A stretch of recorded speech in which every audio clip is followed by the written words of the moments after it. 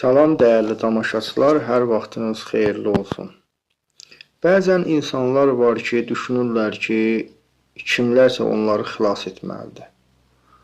Amma bu belə deyil. Çünki insan özünü xilas etməlidir.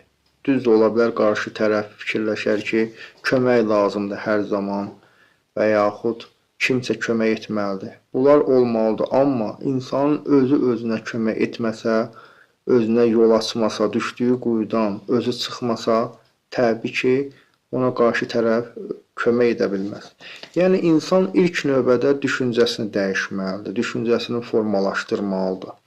Məsələn, bir adam özün quyuya atıbsa, pis düşüncə vasitəsilə özün quyuya atıbsa, ona nə qədər sözlər desələr də, o artıq bu beyninə o fikirləri qoyubsa, heç kim ona kömək edə bilməz.